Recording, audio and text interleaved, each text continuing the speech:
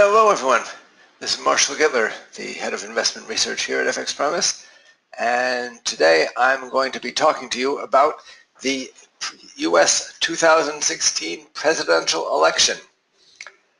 Let me just say that I'm an American citizen and I've lived through a number of these elections, and this is really the oddest one I've ever seen. And yeah, I think this is pretty much the oddest one that anyone can ever remember.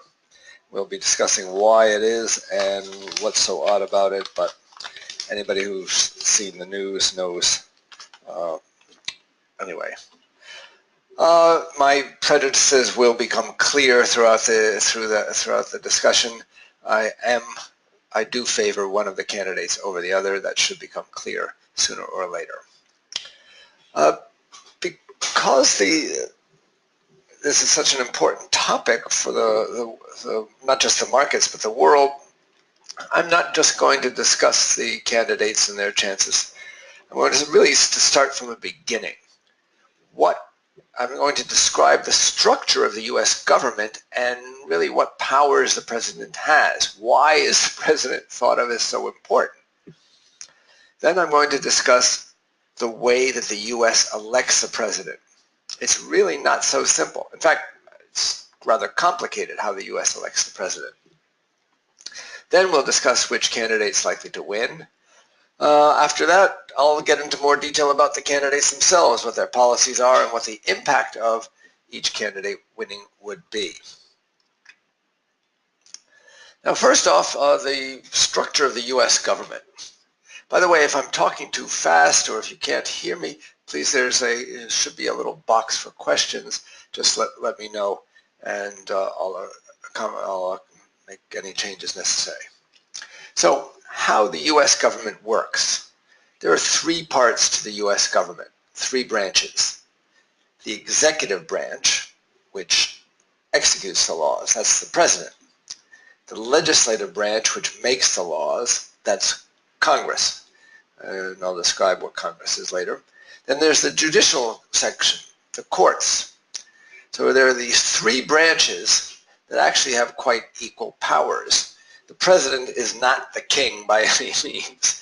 It's not, nor is it even like in Britain with a prime minister. It's a very different system. The executive branch, which is headed by the president, carries out the federal laws, and they can recommend new ones. They also direct the national defense, and they're in charge of foreign policy, and of course they perform ceremonial duties. For better or worse, he's the symbol, the president, he or she, is the symbol of the country as well. Now, the powers include directing the government, commanding the armed forces. The president is the commander-in-chief of the armed forces, dealing with international powers, like signing treaties and this sort of thing, acting as the chief law enforcement officer, which is not the same as the one making the laws, and also the attorney general, the guy who's in charge of the legal system, reports to the president. And also, the president can veto laws passed by Congress. That's very important. Congress can make a law, but the president can say no and veto it.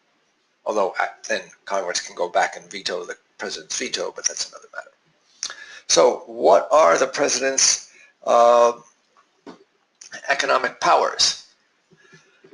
First off, this is very important in theory. The president prepares a budget. The president prepares a budget and therefore, in theory, determines fiscal policy. But this is just theory. In fact, the Congress has to pass the budget. So the president can recommend or propose anything he or she wants, but if it doesn't get through Congress, then it's a dead letter. Then it doesn't matter. Congress has to pass the budget. In fact, in recent years, they haven't been able to pass a budget because they just can't agree on anything. They just can't. They vote on it, but they can't agree on it. That's fiscal policy. In theory, the president would control fiscal policy. Monetary policy, well, the Fed controls monetary policy, and the Fed is an independent body. However, the president appoints the chair of the Fed and also appoints some members of the 7-member Fed Board of Governors. Now, since the president appoints the 7 members of the Board of Governors, and there are only 12 members of the FOMC, that means the president appoints a majority of people on the Board of Governors. So it does have, over time, a big impact on monetary policy too, as well as fiscal policy. But these people serve 14-year terms. The president, even if the president's reelected, only has an 8-year term. In fact, in theory, the president can only appoint the chair and 2 members in the 8-year term. So they can't appoint the majority of the people. But that assumes the governors serve out all their 14 years, which recently they don't. So both Bush and Obama have appointed all the governors. Although, just to show you the way things work or don't work in America, the Senate has refused to confirm 2 of Obama's appointments to the Board of Governors. This is why there are actually only 10 voting members of the FOMC now, because 2 of the governor positions are open. Very important point, the president shapes the policies of economic agencies. The Federal Trade Commission, the Environmental Protection Agency, all these economic agencies, the Securities and Exchange Commission, all these economic agencies, when the new president comes in, all the heads of these departments change. All the heads of these agencies change. The president puts new people in, and they get a new set of directives. So they can. This has a big impact on economic policy at the grassroots level. What kind of regulation they face. So this is very important. The president negotiates treaties, such as the Trans-Pacific Partnership, but as you've noticed, they have to be approved by the Senate, and the Senate doesn't seem to be going along with it. And the president appoints the Supreme Court judges, but again, they must be approved by the Senate. And, for example, there's been an empty Supreme Court judge position for about a year now, but the Senate refuses even to hear on Obama's candidate. The legislative branch, Congress, is divided into 2 main parts. The first is the House of Representatives. This body has 435 members. They're appointed by population. Each state gets a certain number of representatives according to its population. That's why it's the representatives. It's representative.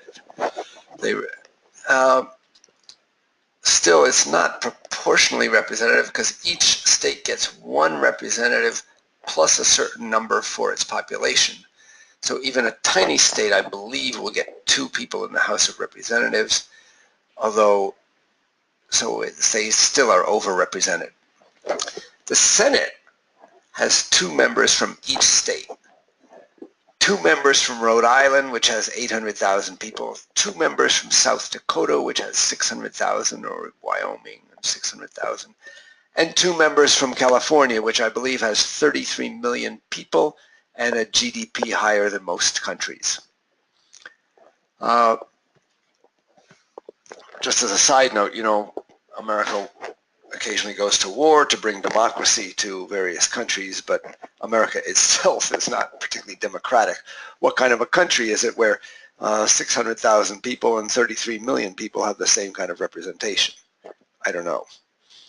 But this comes from the time when the U.S. was founded, and each state was pretty much an independent unit, just like in Europe. And this is what they insisted on as the price of coming together in a union. Each state wanted to protect its own sovereignty. You can imagine if this kind of system were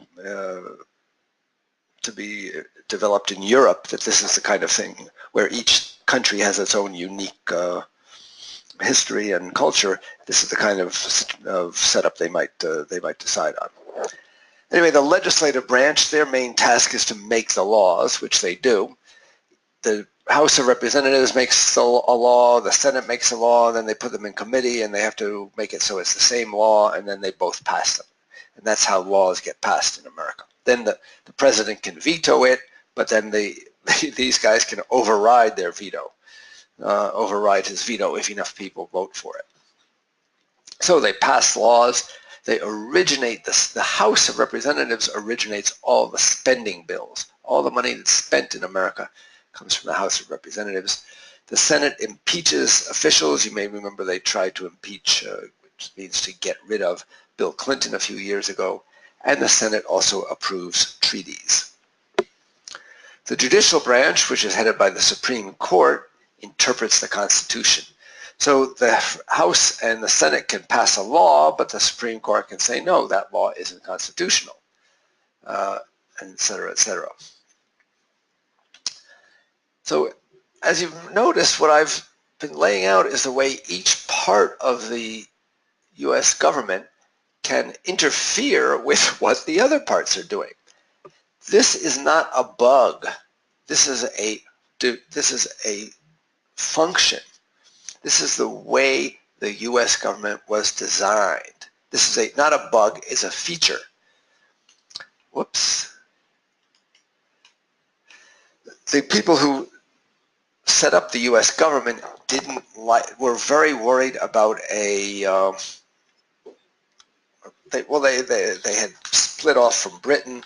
They didn't like kings. They were worried about tyrants. They wanted to set up a system where it was hard for one person or group of people to control things. So they set up these what's called checks and balances so that nobody could really control things. But they never thought, I don't think they ever thought it would work like this. Right now it's just come to a complete standstill because people refuse to work together. But that's, as I say, that's a feature, not a bug. It was designed to function badly, and it is functioning badly. Now, how the U.S. Elects the president. This is bizarre. As I said, the people who set up the U.S. government were scared of tyranny. They also didn't trust the people.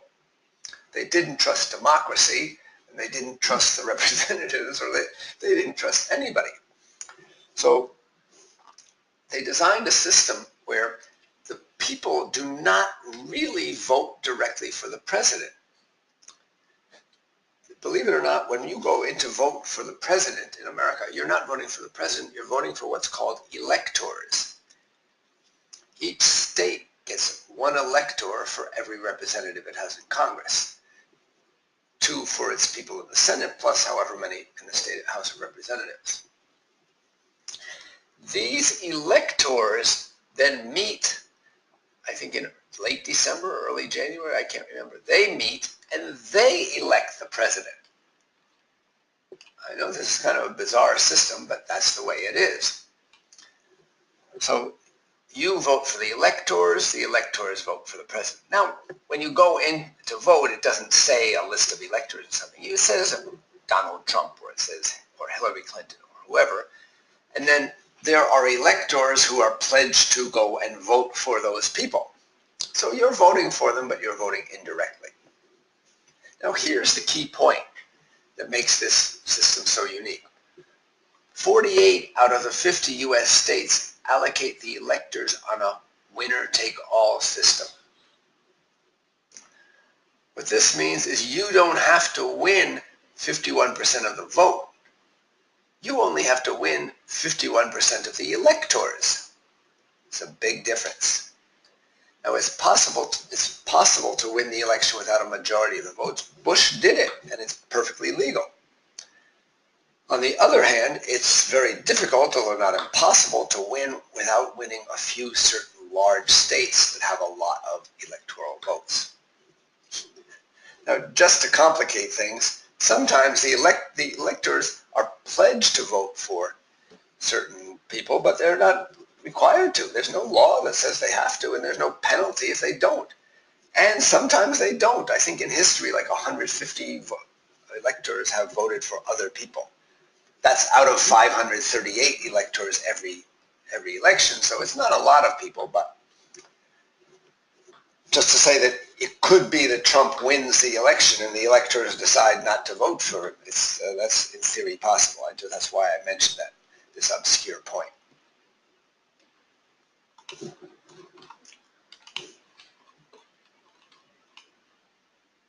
Right, so here's a map of the U.S. states and how many electoral votes you get from 55 in California, 38 in Texas, 29 in Florida. Those are the big states, 29 in New York, 18 in Ohio. The map on the right shows the states resized so you can see by according to how many votes they have. So you can see some states are definitely more important than others, and those are the states that you really have to get. Now, the key thing here is that some states will always vote Republican, and some states, like Texas, will usually vote always vote Republican. California will always vote Democratic. So the number of big states that change, that might vote one way, might vote the other way, is very limited. And that's really what the election comes down to, getting those key, what's called the swing states that might go one way or the other. Now let's look at, these are the states in order of electoral votes. That's they're listed electoral votes. And then we have a column that gives the population, percent of the U.S. population. Then I've given you the cumulative percent of the population. So you can see that 11 states, which have 57% of the population, also have 270 electoral votes. Now you know that's exactly how many you need in order to win. So let me say that in theory, if you just got 51% of the vote in these 11 states, you would win, even if you got absolutely no votes in any other state. So that's what, 28%, with 28% of the vote in the nationwide, you would win. That's what how crazy a system it is. Furthermore, for example, in the last election, only about 58% of the people voting age population voted. So only 29% of the voters actually elected President Obama. So really, you could win with about 17% of the voters. That's the way it works. So this is what these are the states that President Obama won. The Democrats are blue, the Republicans are red. You can see how he got. These are the states that President Bush won. And you can see there aren't so many states that are different. Ohio and Florida were the big ones. In fact, Florida is what changed how Bush won. And a couple of thousand votes in Florida tipped Florida his way, and that's how he got enough electoral votes to win, even though he lost the popular vote. I'm highlighting Colorado too because there's a big question about Colorado this year. If Hillary doesn't win Colorado, there's a chance she might not win the election. So Colorado is a very important swing state now. Where are we? Okay. Now, right now, the latest poll shows Clinton with about a 4 or 5 point advantage nationally. But the national vote, as I've said, doesn't really matter. What matters is the vote in the states that might go one way or the other. And looking at that, this 4 or 5 point advantage could be enough. I'd also like you to notice the direction. Notice how the blue line is headed up, well, until recently, but the red line is really headed down. That's also very important, I think. Now, one of the key things here is how unpopular both candidates are. Hillary Clinton is the second most unpopular person ever to run for president that we know of. Actually, I'm sorry, since this, I didn't update this one. Her net popularity is now minus 9.2, not minus 14. It's improved a little bit. 41%, in this it's 41% like her, 55% don't like her. She's the second least popular person ever to run that we know of. The least popular person is Mr. Trump. With him, 37% of the people like him, 59% don't, so he has a net popularity of minus 22. He has approximately zero support among black people and very little among Hispanics. I think a lot of women hate him, and certainly after this latest video that surfaced, not many more women like him. As for Hillary, you know, she's been in the public eye for about 30 years. When her husband was president, the Republican Party went after both of them just unbelievably harshly. Let me give you an example. They were involved in a failed property deal called Whitewater. I don't know, even Whitewater, Arkansas, I guess. The Republican Party, which had control of the House of Representatives, then spent, I think it was $75 million investigating this failed property deal and found nothing. They found nothing improper about it.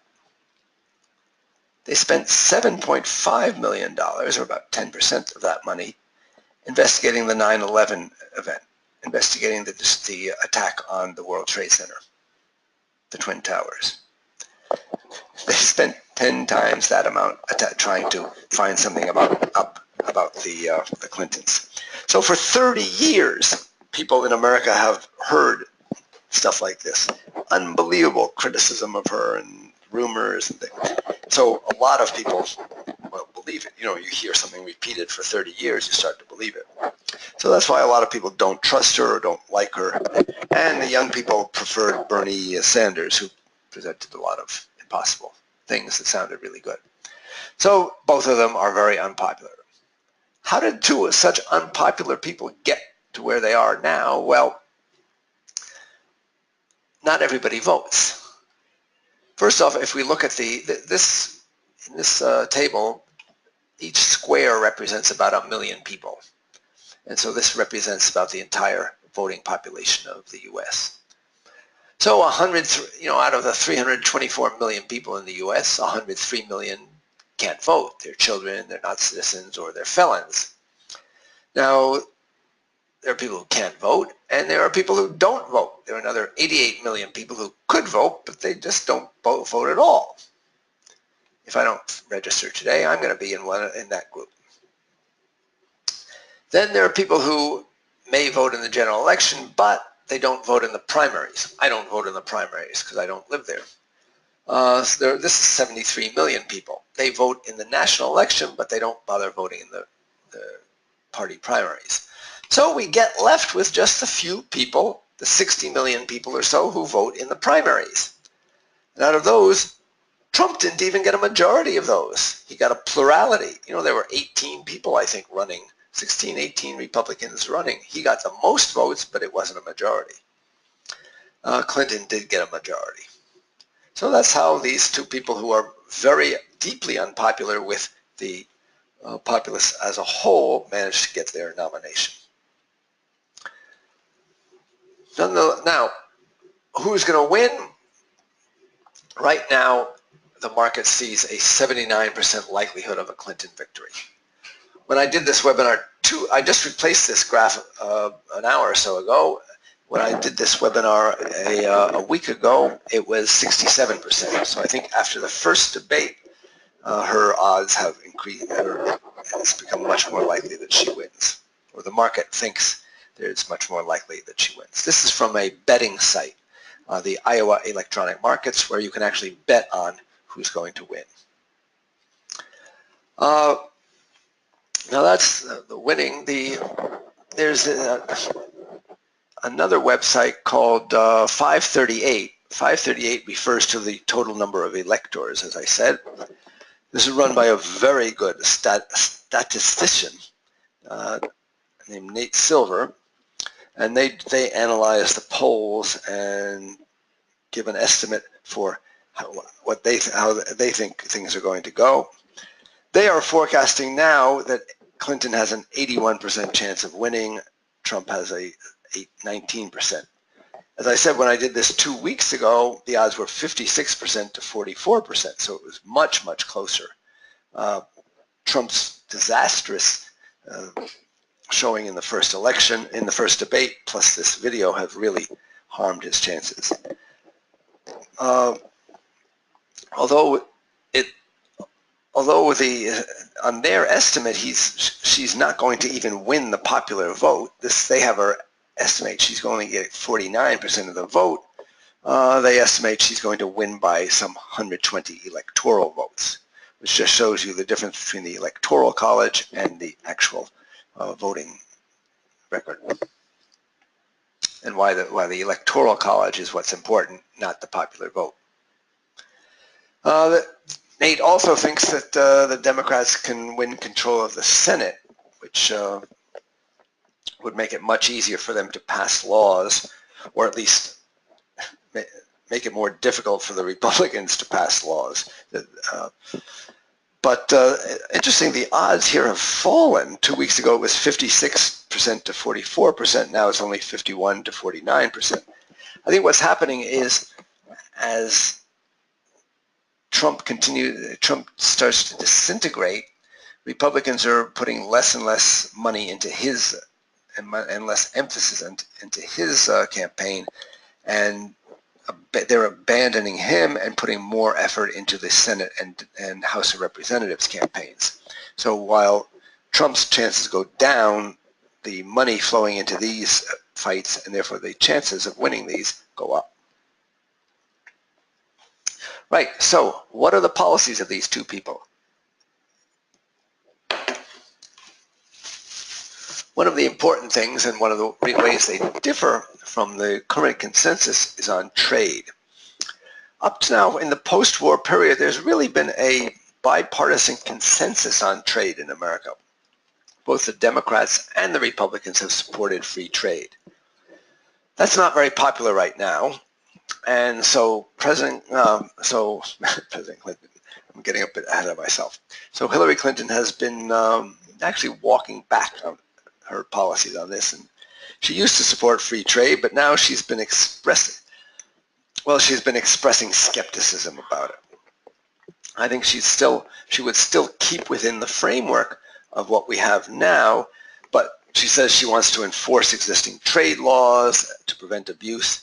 And she's opposing the Trans-Pacific Partnership, which is a huge trade deal that Obama worked out, including China, Japan, Korea, the U.S., and everything, all of Asia and Europe. Europe would be included, and America. Huge trade deal. She opposes that, but basically I think she would keep the current framework. Trump, on the other hand, said he would rip up existing trade agreements. He might even withdraw from the World Trade Organization. Not sure he can do this, but as I said, the president is the one who signs treaties, so he might be able to do this. He said he wants to renegotiate the North American Free Trade Association, Free Trade Agreement, NAFTA, which unites the U.S., Mexico, and Canada in a free market, and also the Korea-U.S. Free Trade Agreement. Then he'd impose a 35% tariff on imports from Mexico, 45% on imports from China. He'd also build a wall between America and Mexico, and yeah. This is why, by the way, the Mexican peso is the main bellwether of the market's view on Trump. Because if the market thinks Trump is going to get into office and then they rip up NAFTA, the Mexican peso weakens. So we watch the Mexican peso to judge how the market thinks Trump is doing. Now, this is really, both of these are different from the way people have thought up to now. One of the think tanks said, well, Clinton's stated trade policy would be harmful because she would be against the TPP, Trump's stated trade policy would be horribly destructive. Now, these people, trade think tanks are usually in favor of free trade. They say rejecting the TPP would cost the U.S. economy a lot of money and damage U.S. leadership. But Trump's proposals, they would be a disaster. I agree. I mean, we're talking about what happened in the Depression when the U.S. threw up trade barriers and then everybody else retaliated by throwing up trade barriers against the U.S. And that's what would happen. You would have a trade war. It would send the U.S. economy into recession, if not depression, and cost millions of Americans their jobs. It would be really a disaster. On fiscal policy, Clinton has a well-thought-out fiscal policy. She wants to increase spending by $1.65 trillion over the next decade, including some on university, college, some on infrastructure, some on helping family leave. People in America don't get time off for example, maternity leave or anything. Now, so she increases spending by $1.65 trillion. She wants to increase revenues by $1.5 trillion, mostly by raising taxes on people who have high salary, earn a lot. So this would increase the debt by $200 billion over the next 10 years. Trump wants to reduce spending by $1.2 trillion over the next decade, cut spending by $1.2 trillion. This includes increasing spending on defense, veterans, and Medicare. Increase spending on those by $2 trillion and cut spending on other things by $3.2 trillion. That includes ACA, the Affordable Care Act, which is also known as Obamacare. Now, he says he's going to pay for this in part by cutting spending on other programs, blah, blah, blah, which every president since George Washington, I believe, who was the first president, has pledged to do, and none of them have ever done it. He doesn't have any concrete, he's given no concrete plans for what he would cut. On the other hand, he has given concrete proposals for what revenues he would reduce, what income he would reduce. He would cut personal taxes by $1.5 trillion. He'd cut business taxes by $2.9 trillion and cut, the Affordable Care Act, Obamacare, actually brings in some money for the spending. So if you get rid of the ACA, you also cut revenues by $1.2 trillion. The bottom line is that he would increase the debt by $5.3 trillion over the next decade. And we can see that here in this graph. You see the blue bars are pretty much balanced. We got revenues here, we got spending here, and we got a little bit of, and these are interest costs. So we have a little bit of an increase in the deficit there. But Trump, huge fall in revenue, very small cut in spending, huge increase in the deficit.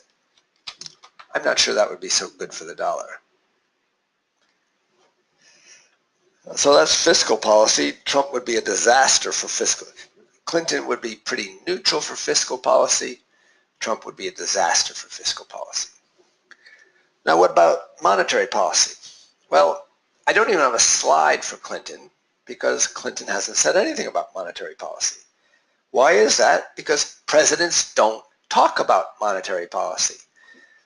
The Central Bank of America is independent, just like in most other developed countries, and generally speaking, the president doesn't say anything about interest rates. Trump, however, has a different approach. In April, he said he would absolutely support proposals that would take power away from the Fed. This is one of the big bugbears that the Republican Party has. Nonetheless, in April, he said, the best thing we have going for us is that interest rates are so low.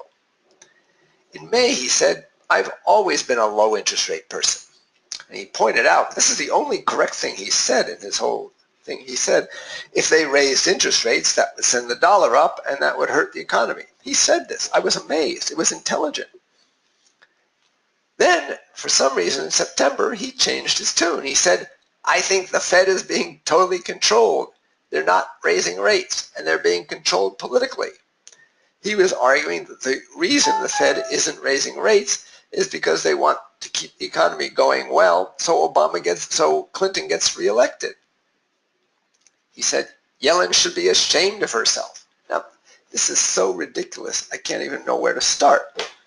Here he says that why is he in favor of causing a recession? Why is he in favor of a worse, making the economy worse? I don't know. I just want to quote Larry Summers, the former U.S. Treasury Secretary. He said, "I have my differences with aspects of Fed policy, but Trump is talking nonsense." And that's true. So because of all this, the election is what's called a binary outcome for the FX market. The markets like stability, they dislike uncertainty. Clinton is a known quantity. She presents herself as a continuation of Obama, with, of course, some changes, and Obama is saying to his supporters, hey, please vote for this lady so we can continue my legacy. Trump, on the other hand, would bring an erratic and radical policy that nobody knows or nobody understands. He would blow up the deficit. He's talked about restructuring the government's debt, like declaring bankruptcy on the U.S. Treasury bonds. He'd set off the worst trade war since the 1930s.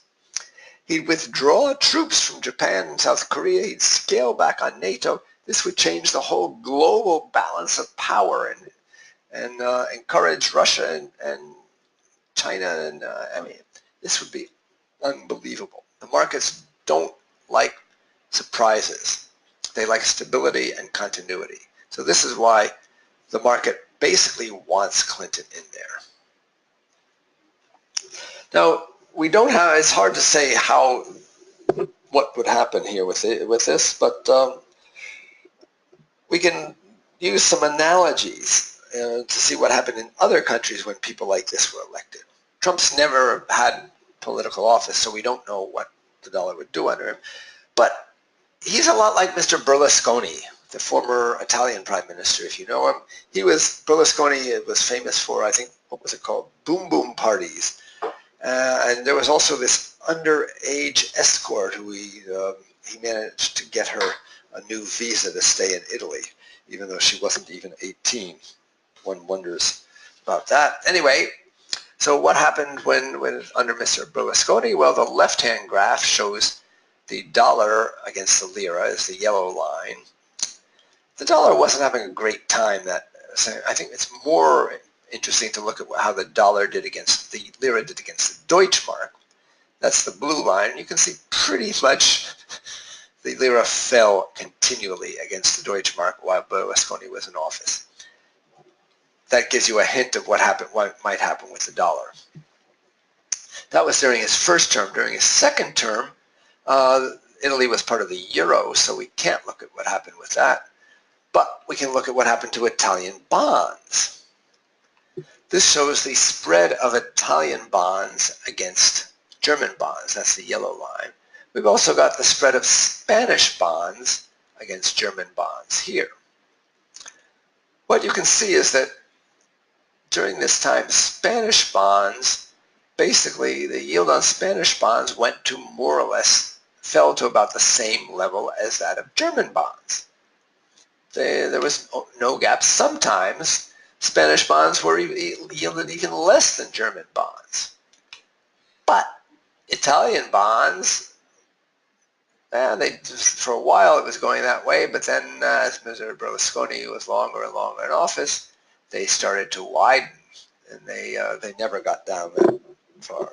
So this shows the market's distaste for Mr. Berlusconi, and I think it would show the same thing for Mr. Trump. Furthermore, this trade war that he would set off, what's the impact of trade wars on the dollar? Well, this shows that what happened to the dollar, the US dollar index against major currencies during the time that President Bush imposed tariffs on imported steel. And you can see pretty much it started weakening about when the steel tariff, ahead of the steel tariffs, there was a lot of talk. They were imposed, and the dollar pretty much weakened until the tariffs were taken off. Tariffs are bad for the dollar. The market doesn't like trade wars. And, you know, we can't really say what happened. We can't say what happened under Hillary Clinton's first term, but we can say what happened under Bill Clinton. And, you know, the dollar did pretty well under Bill Clinton. Okay, at first it didn't do that well because there was a Treasury Secretary of Lloyd Benson, but then he was replaced. They put Robert Rubin in, and the dollar really was almost, went up pretty consistently for the rest of his career, his term. Robert Rubin's motto was, "A strong dollar is in the interest of the United States." And there's no reason to think Hillary Clinton and her Treasury Secretary wouldn't have the same motto. Historically, Democratic presidents tend to be better for the U.S. economy than Republicans. You know, Republicans always present themselves as the party of business, but to be honest, being good for business isn't always good for the economy. You know, just because businesses are making a lot of money doesn't mean the economy as a whole is benefiting. They might be making a lot of money because they're not paying high wages or they're polluting a lot or something like this. Historically, the U.S. economy has done noticeably better. Both the average and the median performance of the economy has been better when it's the Democrats in office. And the same for the dollar. Since the dollar has been floating, it's done better under Democratic presidents than under Republican presidents. So the conclusion is, if Hillary wins, the dollar, I think, would keep on its current course. First off, she represents continuity, so there would be no break there. And anyway, the dollar is mainly determined nowadays by the Fed, and the Fed is independent, so they're going to do what they're going to do regardless of who's in office. Now, as I said, the Mexican peso is really the best way to track what's happening with market sentiment towards the election. In this graph, the white line is the Mexican peso, and it's inverted. So going up means the Mexican peso is strengthening. And this was the first debate, not the second debate. The second debate was clouded because of what happened on Friday with that video. You can see that the debate began at 100 GMT, and within half an hour, the Mexican peso started turning up, and also the gold line, which is the S&P 500 futures, started to go up. And I don't have it in here, but gold started to go down. Now, oddly enough, the dollar index as a whole went down. The dollar did not strengthen. Why is that? Because there are these currencies like the Mexican peso and the Canadian dollar, also the Chinese renminbi, that would probably be hit harder if Trump won, because those currencies strengthened, the dollar overall weakened.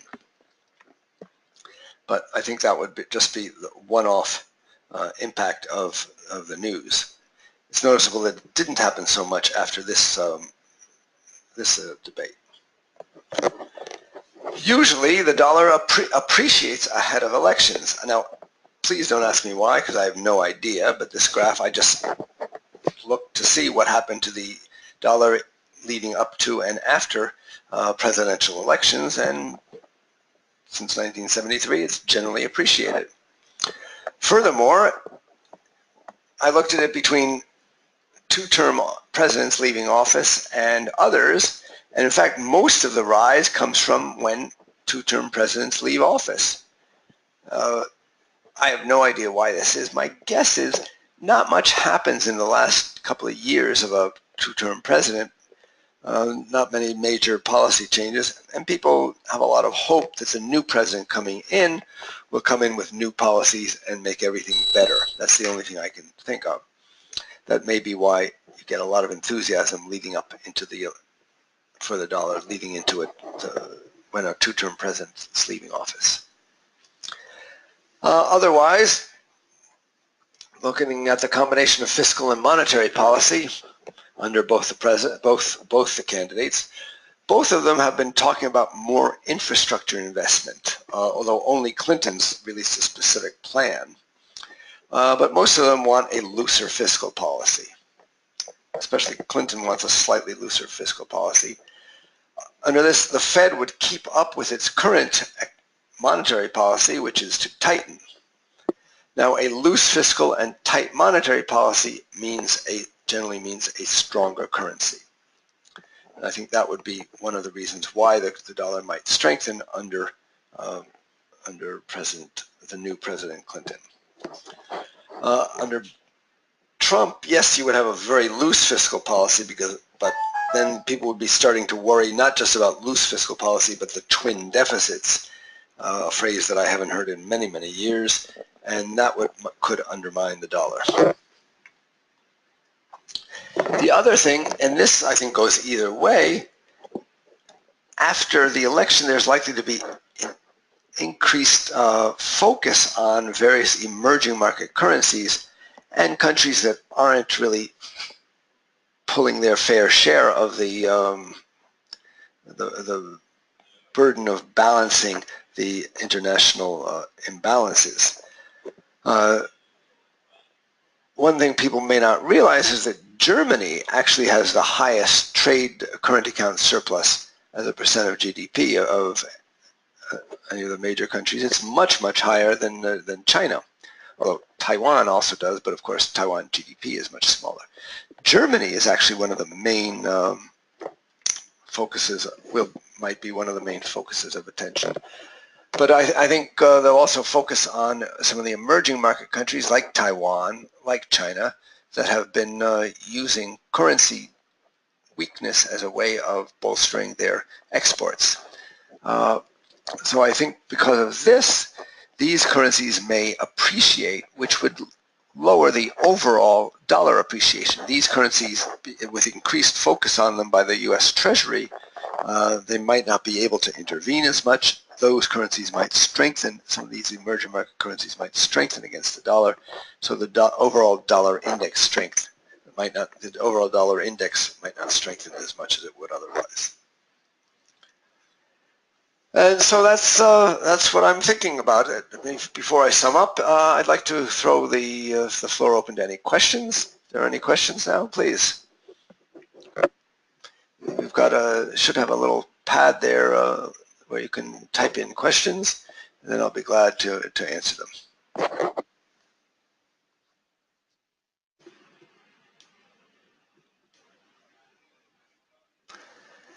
Any questions? Anybody want to know about where the euro is headed, or where the pound's headed, or even a question not associated with this, not directly related to the election?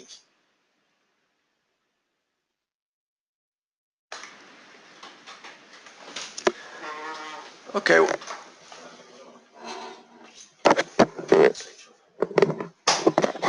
So I'll hang around if anybody has any more questions. Any questions, please type them in.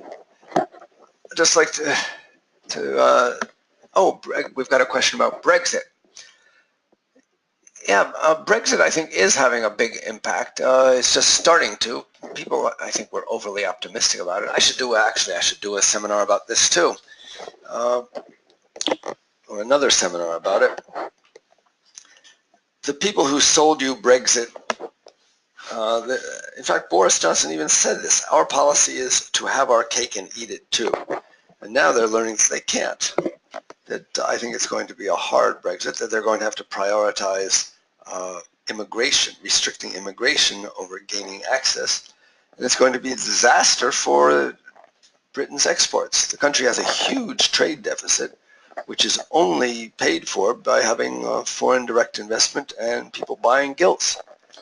And if people stop investing in the country, then yeah, they've got a big problem. And I think the pound is going to continue to fall. I wrote several months ago that I thought if Brexit happened, well, back in 1985, I was in London when cable hit 103 was the bottom, 103. At that time, traders were preparing for a parity party. They wanted to have a party when the dollar hit parity with the pound. I think they're going to start sourcing British champagne again. There are more British champagnes now than there were then, because I think they're going to have a party at some point. But that's just my view.